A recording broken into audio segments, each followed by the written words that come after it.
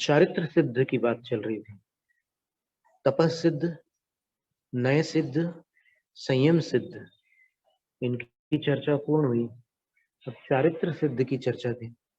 चारित्र सिद्ध, ये चारित्र क्या है? तो यहां पर संयमाचरण चारित्र से उसकी विवक्षा ग्रहण करनी है। यानी जो कर्म भूमि में, देखो चारित्र तो प्राणी मात्र के पास होता है। किसी के पास मिथ्या होता है, किसी के पास सम्यक होता है, किसी के पास सम्यक तो चरण होता है, किसी के पास संयम चरण होता है। बोलचाल में भी संयमाचरण, सम्यक्त्वाचरण, आंग उपसर्ग लोगों ने बोल बोल के जोड़ दिया उसमें। मूल गाथा में सम्यक्त्व चरण है और संयम चरण है। चरणम चारित्रम, चरण का अर्थ चारित्र है। और पापक क्रिया निवृत्ति चारित्रम, पापक क्रिया से निवृत्ति का नाम चारित्र है। तो अभी एक बहुत चर्चा चली वर्षों तक कि चारित्रम नथि जदो अविरद अंतेषु ठाणेषु। वो मुटसर जीवकांड में लिखा है कि एदे सव्य भावा दंसन मोहम पड़ुच्च भणिदाहु चारित्रम नथि जदो अविरद अंतेषु ठाणेषु। वहां पर ये बात आई कि ये चार गुण स्थानों के सारे जो भाव अर्थात अवस्थान है, जो इनका सद्भाव है, अस्तित्व है, चारों गुण स्थानों का अस्तित्व है। दंसन मोहम पड़ुच्च भणिदा, मिथ्यात्व, सम्यक मिथ्यात्व और सम्यक्त्व प्रकृति, इन तीन कर्म प्रकृति अर्थात दर्शन मोहनीय कर्मों की प्रकृति की अपेक्षा करके ये निचले चार गुण स्थान कहे गए हैं। और नियमतः दर्शन मोह की अपेक्षा से ही ये चार गुण स्थान कहे गए हैं। क्यों? तो बोले अविरत अंतेषु ठाणेषु, अविरत पर्यंत जो गुण स्थान है वहां तक चारित्रम नथि, चारित्र नहीं है। तो इससे ये प्रमाणित हुआ कि चौथे गुणस्थान से ऊपर चारित्र है। अविरद अंतेषु ठाणेषु चारित्रम नथि, तो अविरद अंतेषु ठाणेषु में पंचम गुण स्थान आएगा कि नहीं आएगा?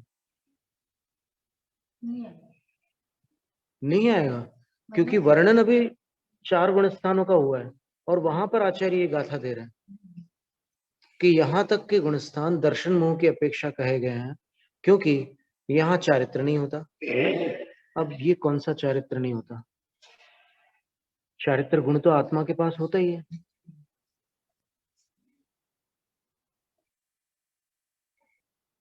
तो अपन अगर चारित्र पहाड़ को देखें तो चारित्र पहाड़ के 18वें गाथा में लिखा है,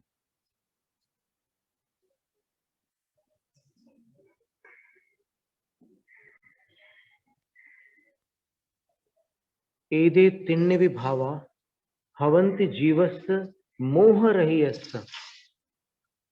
ये तीनों भाव, दर्शन, ज्ञान और चारित्र, ये तीनों भाव मोह रहियस्य जीवस्य हवंति, मिथ्यात्व रहित जीव के पास होते हैं। क्या अर्थ हुआ?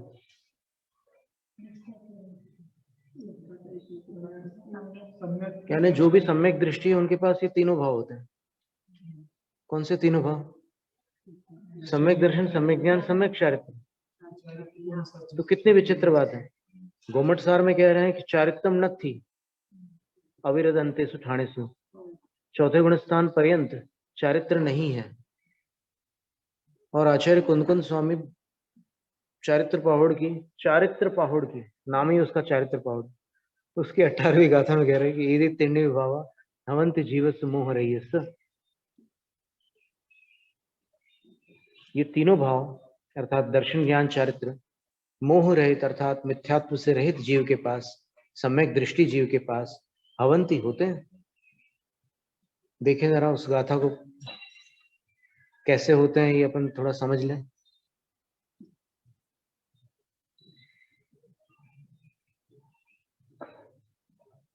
और आचार्य समंतभद्र स्वामी भी उसमें कह रहे हैं रत्नकंठ शावकाचार्य में, जहां सम्यक दृष्टि का वर्णन चल रहा है वहां कह रहे हैं क्या कह रहे हैं? गृहस्थो मोक्ष मार्गस्थो, श्रावको मोक्ष मार्गस्थो नहीं कह रहे हैं। जबकि श्रावकों और गृहस्थों में 3 अक्षर ही होते थे और वो काव्य अनुष्ठुप छंद बिल्कुल बन जाता। अगर श्रावको मोक्ष मार्गस्थो कहते तो फिर वो यथावत हो जाता, उसमें कोई दोष नहीं आता। लेकिन वो कह रहे गृहस्थ हो, भले ही श्रावक में 6 प्रतिमाधारी गृहस्थ होते हैं, 1 से 6 प्रतिमाधारी तक गृहस्थ होते हैं, फिर 7वीं से 9वीं प्रतिमाधारी ब्रह्मचारी होते हैं, 10वीं और 11वीं प्रतिमाधारी उत्तम श्रावक होते हैं, और उनमें भी जो 11वीं प्रतिमाधारी होते हैं वो वानप्रस्थ होते हैं, यानी संन्यास आश्रम के निकटवर्ती होते हैं। लिखा संन्यास आश्रम में नहीं है, लेकिन संन्यास आश्रम के निकटवर्ती है, और इतने निकटवर्ती है कि उनकी चर्या संन्यास आश्रम जैसी है, चर्या गृहस्थ आश्रम जैसी बिल्कुल भी नहीं है। तो यहां पर गृहस्थो मोक्ष मार्गस्थो कह रहे, तो गृहस्थ में तो अविरत सम्यक दृष्टि भी आते हैं और 6 प्रतिमा तक के श्रावक भी आते हैं, वहां तक के गृहस्थ संज्ञा है। और ऊपर जो ब्रह्मचारी हैं वो ब्रह्मचारी संगस्थ भी हो सकते हैं और गृहस्थ भी हो सकते हैं। शादीशुदा है, घर पर रहते हैं, पत्नी के साथ रह रहे हैं, ब्रह्मचर्य का पालन कर रहे हैं, 7, 8, 9 प्रतिमाधारी है, तो फिर उनको अगृहस्थ नहीं कहा जा सकता। और मान लो 10 प्रतिमा धारण भी कर ले, तो 10 प्रतिमा धारण करने पर परिवार का त्याग तो नहीं हुआ, 9 प्रतिमा में परिग्रह का त्याग हुआ, परिवार का त्याग नहीं हुआ। और 11वीं प्रतिमा में ग्रह तो मुनि वन मित्वा, घर से निकल पड़े, और मुनि वन में अर्थात मुनि के समूह, वन का अर्थ समूह भी होता है। आप भक्तामर में देखिएगा कहीं पर वन शब्द आपको मिल जाएगा।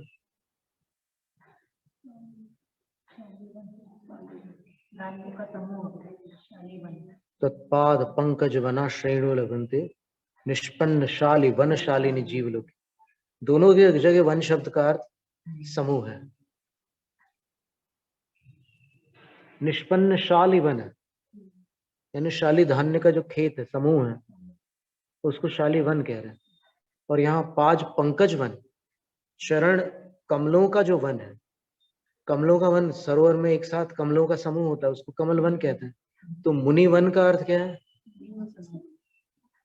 मुनियों के जंगल में नहीं जाते, जहां मुनियों का संग होता है, मुनियों का समूह होता है, वहां जाते हैं घर छोड़ करके, और वहां जाकर गुरु उपकंठे व्रतानि परिगृह्य, गुरु के उपकंठ में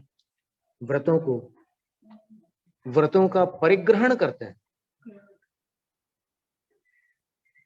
और ऐसे व्रतों का परिग्रहण करते हैं जो व्रत उनके पास नहीं होते। 12 व्रत तो ही पहले से, 10 प्रतिमाएं भी है पहले से, तो अब कोई ऐसे व्रत का ग्रहण कर रहे हैं वो जो उनके पास नहीं थे, और उनको ग्रहण करने के बाद जो स्थिति बनती है वो उत्तरार्ध में भी। भिक्षाशन, अब अशन यानी भोजन जो होगा वो भिक्षा के साथ होगा, बिना भिक्षा के भोजन नहीं कर सकते। फिर अब दीक्षा ली है तो तपस्या करेंगे। अभी घर पे पूरे 12 तप नहीं हो सकते थे, घर पर 12 तप है, होते कैसे हो सकते हैं? वृत्ति परिसंख्यान कैसे करोगे घर पर? विविक्त शय्यासन कैसे करोगे घर पर? वो अष्टमी चतुर्दशी को सुदर्शन सेठ, जिंदत सेठ आदि स्मशान में जाकर करते थे, पर यहां तो दीक्षा के बाद कभी भी किया जा सकता है ये तप। तो 12 तप पूरे घर पर नहीं हो सकते। तो वो जो चारित्र है, चौथे गुणस्थान के ऊपर वाला, वो इन 11 प्रतिमाओं में और आर्यका माता जी की चर्या में होता है। लेकिन कुंदकुंद आचार्य क्या कह रहे हैं? वो कह रहे हैं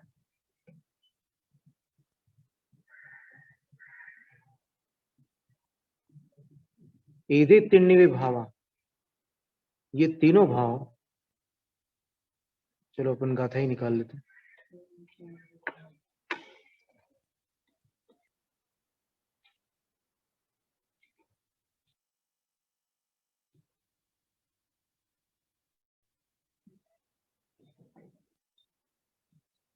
ए तिन्निवे भावा अवंत जीवस मोह रहियस, निय गुण मारा हंतो अचिरेण विकम परिहरई। बोलते हैं कि तीन भाव मोह रहित सम्यक दृष्टि जीव को प्राप्त तो हो गया, लेकिन वो कर्मों का परिहार कब कर सकता है?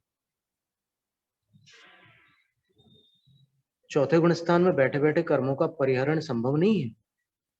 तो निय गुणम आराहंतो, जब वो आत्म गुणों की आराधना करने लगेगा, तब उनकी आराधना करते हुए अचिरेण, अल्पकाल में कम परिहरी, कर्मों का परिहार कर सकता है। अब निज गुण की आराधना करने के लिए उसको पर गुण की आराधना छोड़नी होगी, क्योंकि अभी आरंभ परिग्रह आदि जो है ये पर पदार्थों की ही तो आराधना है।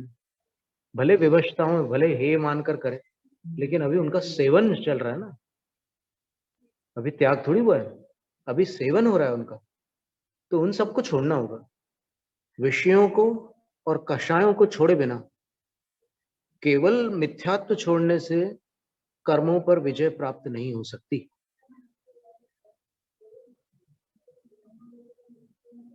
आरंभ, परिग्रह, विषय और कषाय, इन सब का त्याग और 5 पापों का त्याग, 7 व्यसनों का त्याग, सब कुछ अपेक्षित है।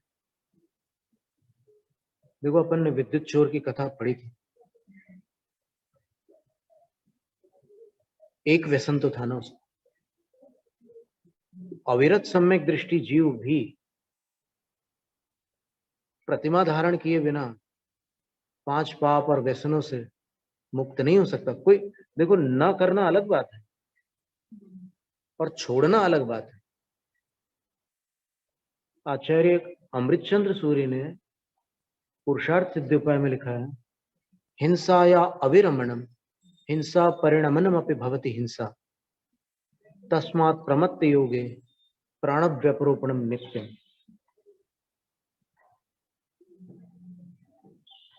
हिंसा का त्याग न करना हिंसा है,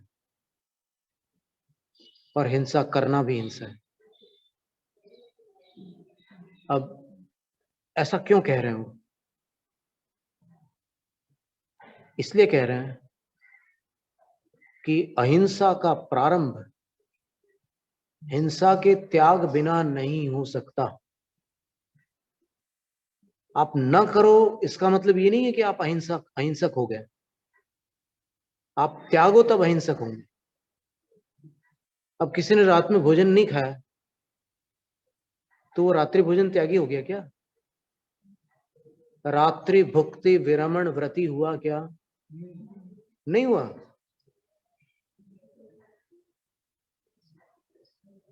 इसी प्रकार जब तक हिंसा का त्याग नहीं किया जाता, तब तक जैन सिद्धांत के अनुसार, जैन शास्त्रों के अनुसार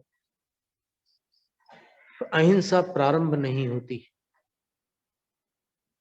ज्ञान में अहिंसा होना अलग बात है, पर चूंकि अहिंसा धर्म है और धर्म आचरण को कहते हैं, इसलिए वो अहिंसा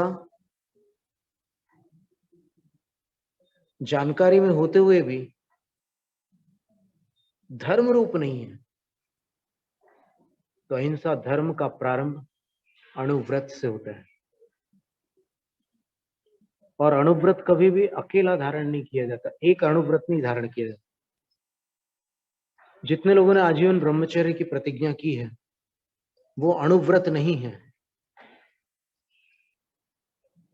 वो संकल्प मात्र है, ब्रह्मचर्य का संकल्प है। किसी ने सत्य बोलने का नियम लेकर रखा, बाकी नियम नहीं है उसके पास, तो वो अणुव्रती नहीं है।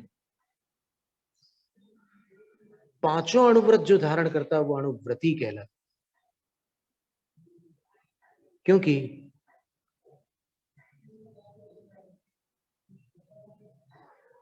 अहिंसाणुव्रत अगर किसी ने धारण किया तो आचार्य अमृतचंद सूर्य ने लिखा है, अनृत वचनाद केवलम उदाहृतम शिष्य बोधाय,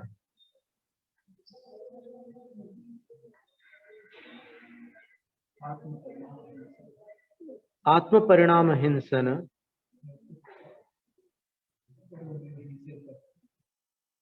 आत्म परिणाम हिंसन हेतुत्वात् सर्वमेव हिंसैतत्। पांचों पाप अपने अपने भावों का घात करते हैं और आत्म परिणामों का घात करने के कारण वे सारे पाप हिंसा रूप है। तो जब सारे पाप हिंसा है तो फिर एक हिंसा का ही त्याग करा देते, पांच क्यों बता रहे हो आप? तो उसका समाधान दे रहे हैं, अनृत वचनादि केवलम उदाहृतम शिष्य बोधाय। शिष्य को समझाने के लिए पांच भेद किए गए हैं। वस्तुतः तो सब हिंसा में ही आ जाता है, हिंसा का त्याग कर दो तो पांचों पापों का त्याग हो जाता है। लेकिन नहीं,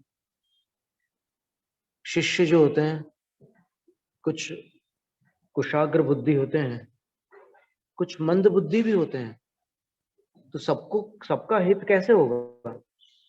तो सबको समझाने के लिए, देखो ये त्रस्त जीवों का घात नहीं करना है, अपने को संकल्प पूर्वक नहीं करना है, मन से भी नहीं करना, वचन का कृत कार्य अनुमोदना 9 कोटियों से नहीं करना है, ये उसको समझा दिया। फिर बड़े झूठ नहीं बोलना है और ऐसा सच भी नहीं बोलना है जिससे किसी पर संकट आ जाए, और बड़ा झूठ अपन नहीं बोल रहे हैं, किसी और से भी नहीं बुलवाना। संकट लाने वाला सत्य अपन नहीं बोल रहे हैं तो किसी और से नहीं बुलवाना। ये सत्यानुव्रत हो गया। रखी हुई, गिरी हुई, भूली हुई और खोई हुई पराई वस्तु को, ऐसी पराई वस्तु को जिसको उसने नहीं छोड़ा है, अविसृष्टम, उसने विसर्जित नहीं किया है, लेकिन कर्म योग से वो आपको मिल गई है, वो उसकी त्यागी हुई वस्तु नहीं है। तो गिरी हुई, रखी हुई, निहितम व पतितम व सुविस्मृतम व परस्वम अविसृष्टम, भूली हुई, आपको मिल गई कोई वस्तु तो उसको न तो आप अपना सकते हैं, ना आप उठा करके किसी को दे सकते हैं, दातार बन करके मंदिर के गुल्लक में नहीं डाल सकते आप। किसी की पर्स मिल गया आपको तो भाई हमारा तो त्याग है चोरी का, तो ये अब वो उसकी क्या दुर्दशा होगी जो उसको खोजता फिरेगा। और जिसको दवाई खरीदने हैं उस पैसों से, उस पर्स से, उसका क्या होगा? ऑक्सीजन के सिलेंडर के पैसे देने उसको, कोई सीरियस पड़ा हुआ है तो कुछ भी हो सकता है, तो उसकी तरफ देखना ही नहीं। आचार्य सकल कीर्ति महाराज ने तो लिखा है, वायरलेस में एड्रेस तो हो सकता है ना जी, वायरलेस में एड्रेस अगर मिल जाए तो वहां तक पहुंचा सकते हो, उसमें क्या हो, तो आपकी मतलब एक परोपकार होगा, आपकी सेवा हो जाएगी उसके लिए, कि दूसरे की भलाई हो जाएगी यथास्थान पहुंच जाने पर।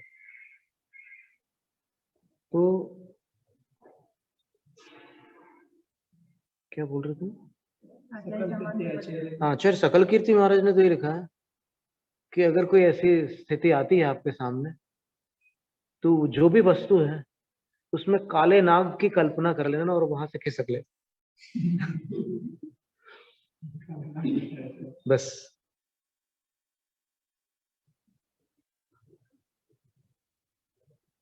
तो अपने गुणों की आराधना करने वाला अल्प काल में कर्मों का परिहार करके निर्वाण को प्राप्त होता है, सिद्ध पद को प्राप्त होता है। तो अब दो कथन आ रहे हैं शास्त्र में, तत्वार्थ वार्तिक में भी अपन देखें तो वहां पर एक कथन है, भरत ऐरावत विदेहा कर्म भूमियो न्यत्र देव कुरुत्तर कुरुभ्यः, तीसरे अध्याय का सूत्र है। उसकी व्याख्या में आचार्य महाराज ने कर्म भूमि का परिचय कराया कि कर्म भूमि किसे कहते।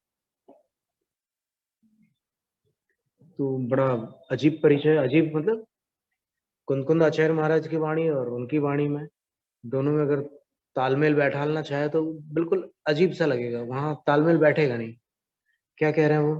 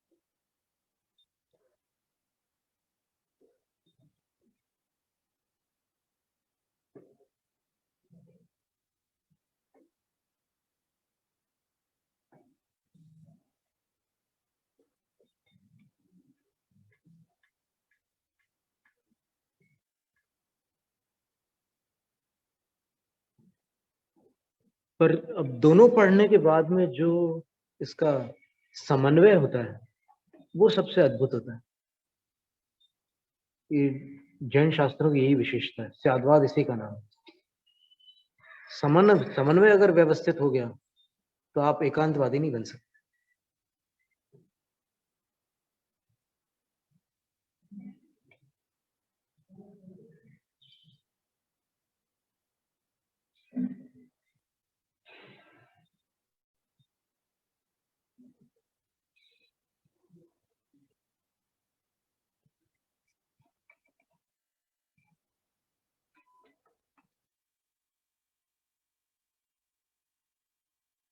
मोक्ष मार्ग तृतयः प्रकृतः, मोक्ष मार्ग तीन रूप प्रकरण को प्राप्त है, यानी दर्शन ज्ञान चारित्र रूप जो मोक्ष मार्ग है उसका प्रकरण है।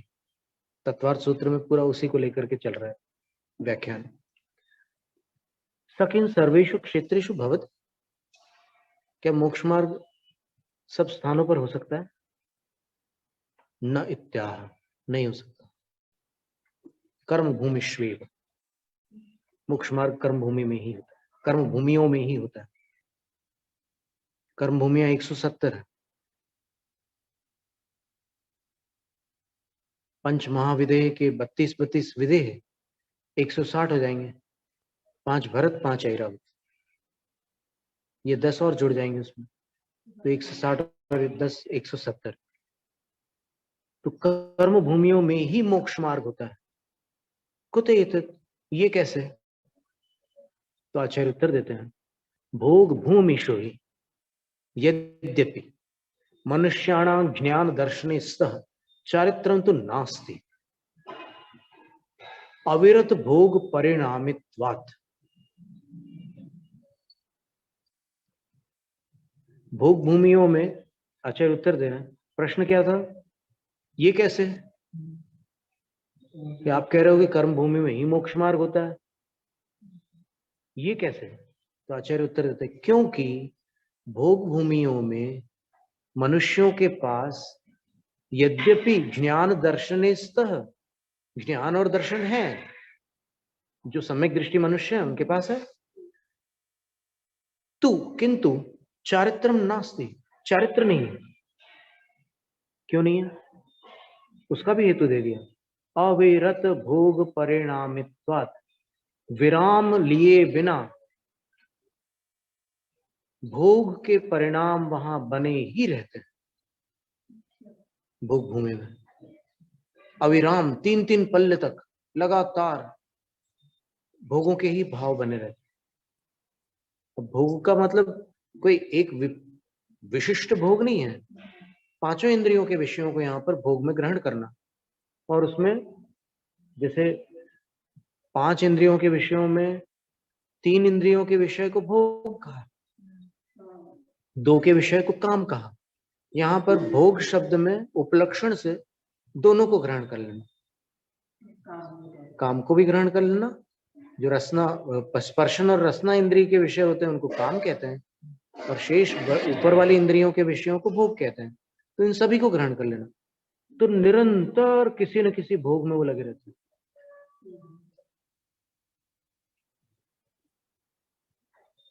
ये कथन बाहुल्य की अपेक्षा है,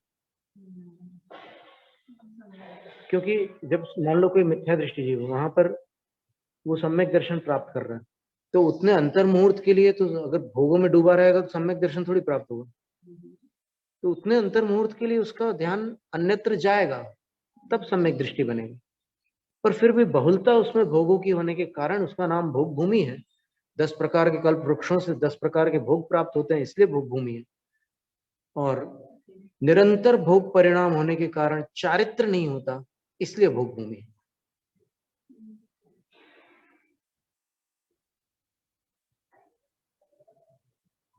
तो यहाँ पर जो चारित्र है उसका अभिप्राय समझना होगा यहाँ पर अपने को, कि चारित्र वो वस्तु है जहां भोगों से विराम लेना होता है।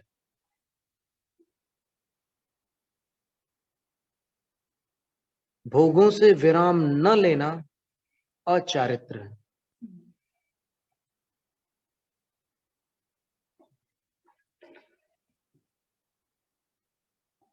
फिर जो चतुर्थ गुण स्थानवर्ती जीव वहां पर हैं, जो सम्यक दृष्टि जीव हैं, जिनको आचार्य कुंद स्वामी कह रहे हैं कि उनके पास भी चारित्र है, तो अब प्रश्न आएगा कि वो कौन सा चारित्र है।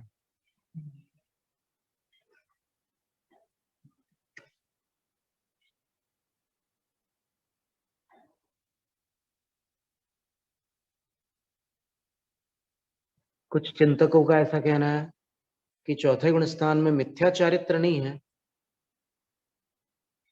और व्रत न होने के कारण सम्यक चारित्र भी नहीं है, लेकिन चारित्र है। ऐसा कुछ लोगों का कहना है, पर वो चिंतन है। अपन आगम से देखें तो फिर तिन्नी भी भावा, ये तीनों भाव कौन से 3 भाव? तो चारित्र पावड़ में 3 भाव जो बताए जा रहे हैं, उसमें सम्यक दर्शन, सम्यक ज्ञान और सम्यक चारित्र, ऐसे ही 3 भाव है। वहां सम्यक हटाकर, मिथ्या हटाकर अकेला चारित्र तो कोई शब्द आया नहीं। तो ये तीनों भाव सम्यक दृष्टि को होते हैं, पर कैसे होते हैं? तो पापक क्रिया निवृत्त चारित्रम जो है, उस परिभाषा को देखें तो मिथ्यात्व रूप जो पाप क्रिया है उससे वो निवृत्त होता है।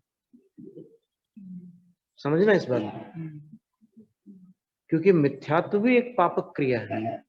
आप देखिए 25 क्रियाओं में सम्यक क्रिया के बाद दूसरी क्रिया का नाम क्या है? मिथ्यात्व क्रिया। और फिर एक मिथ्या दर्शन क्रिया और एक है। तो मिथ्यात्व क्रिया और मिथ्या दर्शन क्रिया, इन दोनों क्रियाओं से चतुर्थ गुण स्थानवर्ती सम्यक दृष्टि जीव रहित होता है। 5 पापों से रहित नहीं होता, व्यसनों से रहित नहीं होता, लेकिन मिथ्यात्व क्रिया और मिथ्या दर्शन क्रिया से रहित होता है। तो मिथ्यात्व क्रिया पुण्य क्रिया तो नहीं है, पापक क्रिया है। और पापक क्रिया निवृत्ति चारित्रम, ये बात अपन ने पढ़ी हुई है। कहां पर पढ़ी है? असुहादो विनिवृत्ति सुहे पवित्ति ये जान चारित्रम। और अशुभ क्या है? अशुभ से निवृत्ति और शुभ में प्रवृत्ति का नाम चारित्र है, द्रव्य संग्रह की गाथा में लिखा। फिर ये अशुभ क्या है? तो अशुभ को परिभाषित करते हुए प्रवचन सार की 180वीं गाथा में लिखा है, मिथ्यात्व, द्वेष और अप्रशस्त राग, ये तीन भाव अशुभ होते हैं। अप्रशस्त राग किसे कहते हैं? विषयानुराग को, अशुभ राग को अप्रशस्त राग कहते हैं। तो अब अपन यहाँ पर चौथे गुणस्थान में विचार करें कि वो अशुभ से निवृत्त हुआ है कि नहीं। चौथे गुणस्थान वाला मिथ्यात्व क्रिया से निवृत्त हुआ है। द्वेष राग से नहीं हुआ। तो जितना हुआ है उतना तो हुआ है, इतना मानोगे ना। आप कोई भी नाम दो उसको, जो भी कहो, तो ये विवक्षा वहां पर घटित होती है। पर उसको मोक्ष मार्ग यहां क्यों नहीं कह रहे हैं राजवार्तिक में? क्योंकि राजवार्तिक में जो मोक्ष मार्ग अभिप्रेत है, इष्ट है, वो पंचम गुण स्थान से नीचे नहीं है। क्योंकि यहां पर संयम चरण रूप मोक्ष मार्ग को स्वीकार किया गया। राजवार्तिक उन्होंने क्या कहा कि ये सम्यक दर्शन ज्ञान चारित्राणी मोक्ष मार्ग। उसके तीसरे वार्तिक में उन्होंने क्या लिखा कि मोक्ष मार्ग कहां से कहां तक होता है? तो उन्होंने बोला कि संयमा संयम से लेकर यथाख्यात चारित्र तक जगन्य से उत्कृष्ट होता है। तो संयमा संयम यहां नहीं है नीचे, देश विरत नहीं है चौथे गुण स्थान में, तो इस अपेक्षा से वो मोक्ष मार्ग ही नहीं है। लेकिन वहां चारित्र पाहुड़ में और रत्नकर्ण श्रावकाचार में गृहस्थो मोक्ष मार्गस्थो निर्मोहो नैव मोहवान, सिर्फ मिथ्यात्व को लेकर कह रहे हैं। क्या कह रहे हैं? निर्मोह गृहस्थ। निर्मोह गृहस्थ का अर्थ क्या हुआ? अभी उसके पास ना तो मूल गुण है, ना अणुव्रत है, कुछ नहीं है, सिर्फ मिथ्यात्व रहित गृहस्थ है, मोक्ष मार्गस्थ, मोक्ष मार्ग में स्थित। मोक्ष मार्ग में स्थित है कहा है? मोक्ष मार्ग पर चल रहा है नहीं कहा है। चलना वहां प्रारंभ होगा जब त्यागी होगा। कितनी सूक्ष्म बात है और कितनी अपूर्व बात है। बिल्कुल अनोखी बात है। और देखिए उसमें एक कारिका और दी है रत्नकर्ण में।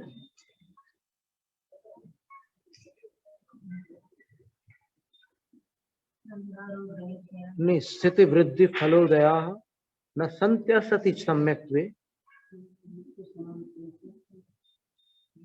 बीजा भावे तरोरिव। वो कारिका क्या है?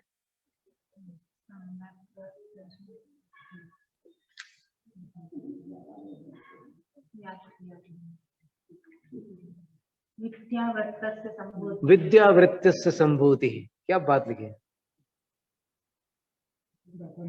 ज्ञान और चारित्र की संभूति अर्थात उत्पत्ति, स्थिति यानी स्थिरता, वृद्धि यानी विकास, और फलोदय यानी फल का उदय प्रकट होना।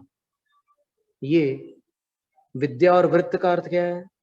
विद्या का अर्थ सम्यक ज्ञान है और वृत्त का अर्थ सम्यक चारित्र है। ये असति सम्यक्त्वे न संति, सम्यक के न होने पर नहीं है। ये सम्यक ज्ञान भी नहीं है, सम्यक चारित्र भी नहीं है।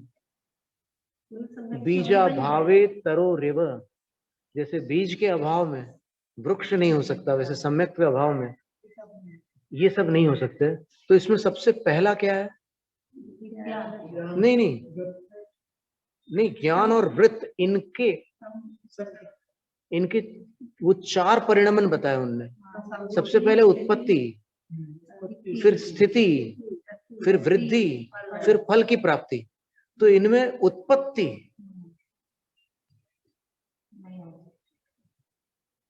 उत्पत्ति कहाँ होती है सम्यक चारित्र की? ये प्रश्न है।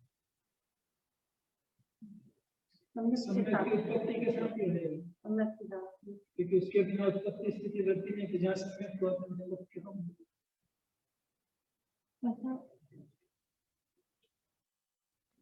और स्थिति जो बताई है वो तो पंचव्रतों को धारण करके उसकी स्थिरता की भावना करो तो स्थिति रहती है। चारित्र की स्थिति, स्थिति का अर्थ स्थिरता है, तो स्थिरता पंच भावनाओं से होगी, और पंच भावनाएं 5 व्रतों के साथ होगी, उनके बिना नहीं होगी। तो स्थिति के लिए तो 5 व्रत अनिवार्य है, तभी उनकी स्थिति करना है ना आपको, उन्हीं को तो स्थिर बनाना है। और ये उत्पत्ति का मतलब क्या हुआ, ये बात है। जहाँ से उत्पन्न करने की क्षमता प्राप्त होती है, सम्यक तो होगा, तो मात्र उत्पन्न हुआ है वो, और उसमें मिथ्यात्व क्रिया से निवृत्ति हो गई है, मिथ्या दर्शन क्रिया से निवृत्ति हो गई है। अभी संयम चरण की ओर एक चरण भी उसने नहीं रखा है। क्षमता प्राप्त होगी।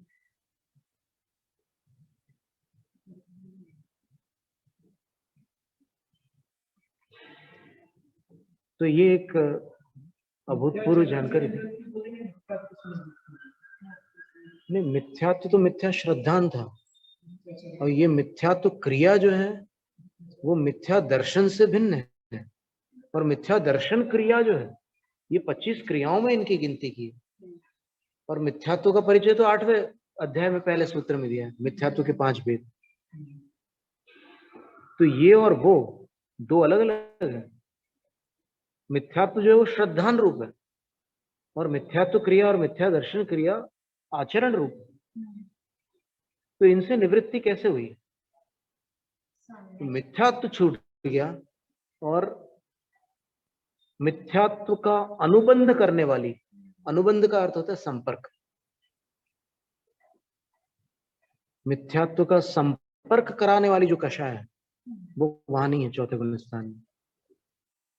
और अब यहाँ एक प्रश्न आ सकता है प्रति प्रश्न के रूप में, तीसरे में भी तो नहीं है, न मिथ्यात्व है न अनंतानुबंधी, लेकिन स्मरण रखना कि तीसरे में श्रद्धान को दूषित करने वाली जात्यंतर सर्वघाती प्रकृति विद्यमान, सम्यक मिथ्यात्व प्रकृति देशघाती नहीं है।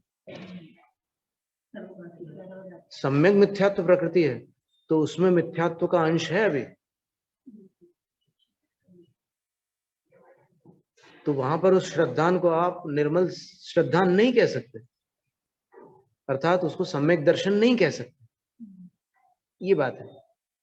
तो सम्यक तो चरण इसका नाम, अगर ये शब्द आया है शास्त्र में कहीं भी सम्यक तो चरण, तो उसका अभिप्राय यही है, सम्यक दर्शन से भिन्न वस्तु है सम्यक चरण, क्योंकि सम्यक दर्शन है, सम्यक चरण चरण है।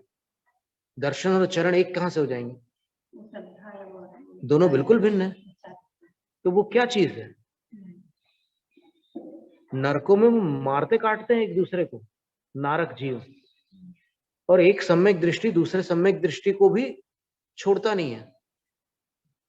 ये यहाँ पर अपन बैठकर कल्पना करते हैं कि नहीं वो सिर्फ सुरक्षा के लिए वो करता है, ये सब कल्पना है अपनी, मन कल्पित बातें। शास्त्र में कहाँ लिखा है, तीसरे अध्याय में लिखा है कि सुरक्षा के लिए सम्यक दृष्टि अपने बचाव के लिए वो करता है। वहां तो लिखा है कि सियार और कुत्तों के समान लड़ते हैं, वहां भेद नहीं किया कि सम्यक दृष्टि नहीं लड़ते। तो सम्यक को अतिरिक्त इतना अधिक महिमा मंडित मत करो कि 6 लेशाएं घटित ना हो सके, सिर्फ शुभ लेशाओं में ही सम्यक दर्शन घटित हो, इतना महिमा मंडित मत करो सम्यक। तो ये चर्चा थी आज, बड़ी गंभीर चर्चा थी, बड़ी सैद्धांतिक चर्चा थी, और बड़ी अद्भुत और अपूर्व चर्चा थी जी। क्यों नहीं, मिथ्यात्व क्रिया नहीं हो रही है, उतना ही सम्यक चरण। 8 अंग रूप प्रवृत्ति की बात नहीं चल रही है यहाँ पर। 8 अंग में से 4 अंग तो रहेंगे उसके अंदर, क्योंकि 4 अंग पराश्रित नहीं है।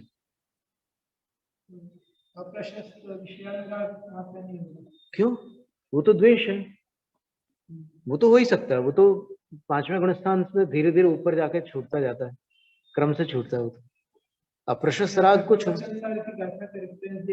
180